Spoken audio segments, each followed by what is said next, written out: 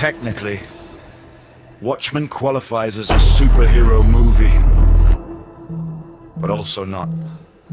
It's real life using the metaphor of superheroes as an American pop culture phenomenon to raise a moral question I'd rather not spoil just yet, but one you'd resonate with. The superhero characters are human archetypes rather than superheroes, really. Seeing the world through different eyes, some informed by emotion, some by reason, some by nihilism. Interestingly, I resonate with two characters most, which represent almost exact opposites.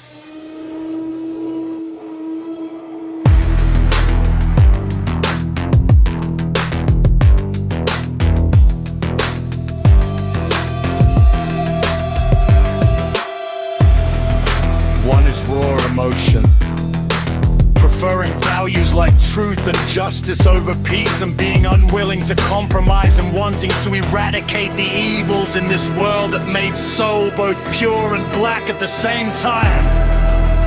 Another paradox of human nature. I'd be inclined to think that the way you perceive the real world at an emotional level very much resonates with this as well. I would argue there is a certain purity in your raw emotion that was only met with disappointment in life when looking for that same purity, so it led to a bleak, nihilistic take on the human species. Finding bits and pieces of this purity in the people who gave me memories I think upon with nostalgia is what made my view on life rest bleak. But I used to be there once, and I want to help you evolve your emotional side in a similar way, by together looking for the same purity in our fellow human, which includes, I suppose, each other.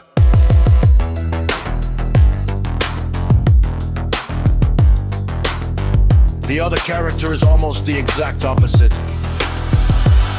And I would argue that this is the level where you and I have always had a very strong connection, although perhaps one difficult to describe, which started out, in my case, mainly for admiration for what I consider a remarkable level of wisdom and intellectual maturity. Remarkable for any human, really, at your age. But among members of your sex, never expected to find.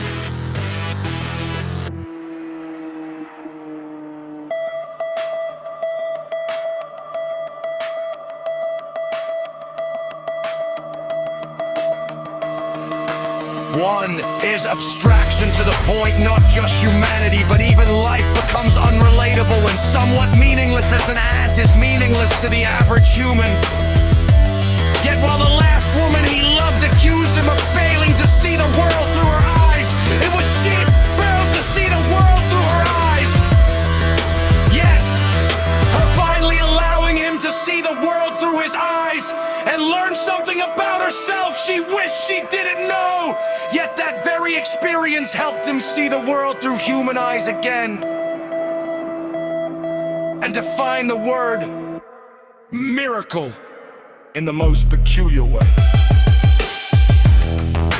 What I try to achieve in voice calls is giving you a view of how present day me had some to appreciate the people who left their mark on me, and the way I see beauty in the world at large through stories, anecdotes taken from my life.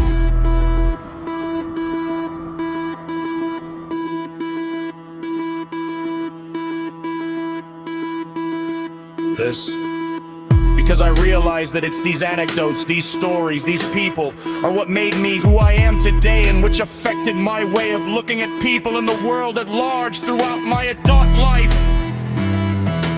When I told you about traveling, I wasn't so much trying to convince you that traveling is fun,